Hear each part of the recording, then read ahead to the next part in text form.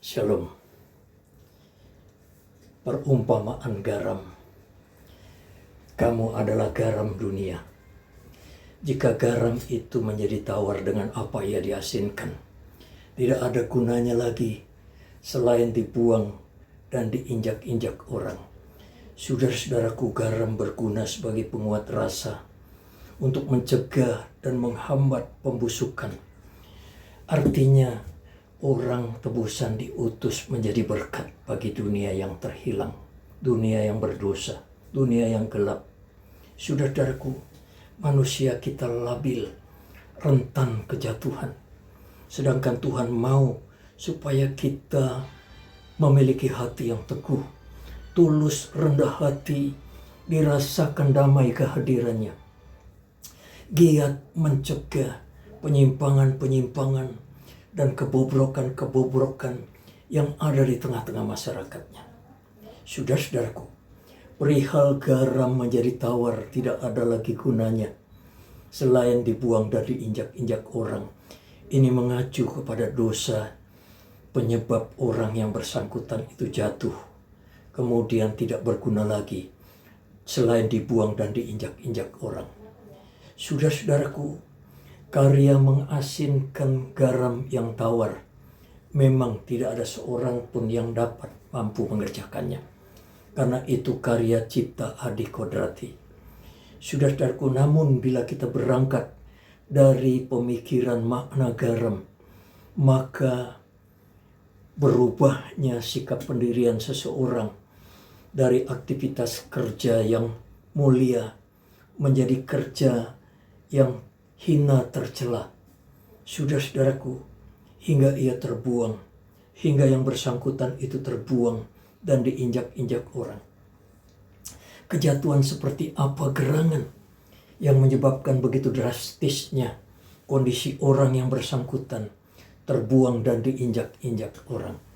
Saudara-saudaraku, di sini Tuhan sedang bicara kualitas garam, kualitas kerja hamba-hambanya di ladangnya yang kudus. Tentu bukan sembarang ladang kerja.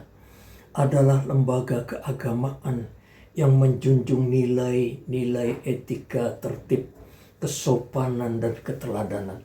Seperti gereja yang hari ini akan menjadi tolok ukur bahasan kita. Saudara-saudaraku, gereja dinilai masih menjadi standar yang murni dan bersih di dalam menjunjung nilai-nilai luhur, etika, dan keteladanan. Mengingat profesi yang mengedepankan nilai-nilai luhur budi pekerti, etika, maka memang pejabat gereja tidak boleh bercacat. Saudara-saudara yang dikasihi Tuhan, itu sebabnya kejatuhan akibat perbuatan dosa hamba-hambanya begitu drastis, diibaratkan seperti garam yang menjadi tawar, tidak asin lagi dan tidak ada gunanya selain dibuang dan diinjak-injak orang. Seperti dosa yang tidak ada ampunnya lagi, begitu drastisnya, begitu nistanya orang yang bersangkutan. Di Jepang, pejabat politik saja, bukan pejabat kerohanian, yang kedapatan menyimpang, berbuat kejahatan, maka dia sportif mundur, atau dia melakukan harakiri, bunuh diri sebagai jiwa yang patriotik, malu. Saudaraku, beda dengan di Indonesia. Memang harakiri bukan solusi alkitabiah, tetapi firman Tuhan mengajarkan agar pelaku kejahatan itu harus malu, mundur, sportif. Itu yang diajarkan firman Tuhan, saudara-saudaraku, dan itu yang mutlak harus kita lakukan. Saudara-saudara yang dikasihi Tuhan, firman Tuhan dalam Kejadian 4 ayat 7 berkata, tetapi jika engkau tidak berbuat baik, dosa sudah mengintip di depan pintu. Maut siap menerkam, sebab upah dosa adalah maut. Saudara-saudaraku, itu sebabnya ketika orang percaya berbuat dosa, maka statusnya berubah menjadi fasik. Tempat berpijaknya berubah menjadi licin. Mazmur 73 ayat 18-19 berkata, sesungguhnya Tuhan menempatkan orang fasik di tempat yang licin, yang bila jatuh binasa dalam sekejap mata. Maka itu begitu seseorang jatuh dalam dosa, cepat bereskan, sebab celah-celah mau terbuka, janganlah terlambat.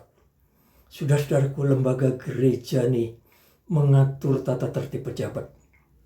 Bagi yang kedapatan melakukan penyimpangan, ia segera dibebas tugaskan dari layanannya. Mungkin ini sekedar introspeksi. Saudara-saudaraku, bila kita sering tawar hati, nasihat-nasihat kita begitu hambar, di dalam layanan banyak kita jatuh bangun tersandung, selalu naas dan sial, sakit, sudah demikian lama diobati tetapi gak sembuh-sembuh, dan seterusnya. Saudara-saudaraku, maka introspeksilah. Mungkin ada hal-hal fasik yang belum kita bereskan, jangan yang selama ini kita pendam. Saudara-saudaraku, bereskan cepat. Mungkin itu garam yang sudah menjadi tawar. Kita harus jujur pada diri sendiri, sportif kalau salah akui, dan banyak berdiam diri di hadapan Tuhan. Jangan mengeraskan hati. Tuhan Yesus mengajar kita di dalam doa Bapa kami. Ia mengajar untuk introspeksi diri tiap-tiap hari. Mohon pengampunannya. Ini salah satu murid di dalam mempertahankan hati bersih. Itu sebabnya saudara-saudaraku, jujur dengan Tuhan. Sering akui kesalahan. Sebab Alkitab berkata dalam banyak hal kita bersalah. Bersalah di angan-angan hati pikiran. Bersalah di dalam rancangan dan rencana. Jangan kita munafik seperti orang-orang Farisi yang dikecam Tuhan Yesus. Tuhan tahu kedalaman hati kita. Hari ini saya membacakan Mazmur 139 ayat 1-7. Tuhan, Engkau menyelidiki dan mengenal aku. Engkau mengetahui kalau aku duduk atau berdiri. Engkau mengerti pikiranku dari jauh. Engkau memeriksa aku. Kalau aku berjalan dan berbaring, segala jalanku Kau maklumi. Sebab sebelum lidahku mengeluarkan perkataan, sesungguhnya semuanya telah Kau ketahui ya Tuhan. Dari belakang dan dari depan Engkau mengurung aku, dan Engkau menaruh tangan-Mu ke atasku. Terlalu ajaib bagiku pengetahuan itu, terlalu tinggi, tidak sanggup aku mencapainya. Kemana aku dapat pergi menjauhi Roh-Mu? Kemana aku dapat lari dari hadapan-Mu? Saudara-saudaraku, Nabi Samuel di dalam 1 Samuel 12, saya kutip, dan kutipannya berbunyi, lihatlah dan sadarlah bahwa besar kejahatan yang telah kamu lakukan itu di mata Tuhan. Tetapi jangan takut, memang kamu telah melakukan segala kejahatan ini. Tetapi janganlah berhenti mengikut Tuhan, melainkan beribadahlah kepada Tuhan dengan segenap hatimu. Janganlah menyimpang, sebab Tuhan tidak akan membuang umatnya. Sebab namanya yang besar, hanya takutlah akan Tuhan, dan setialah beribadah kepadanya dengan segenap hatimu. Tetapi jika kamu terus berbuat jahat, maka kamu akan dilenyapkan. Tuhan kiranya memberkati saudara. Haleluya.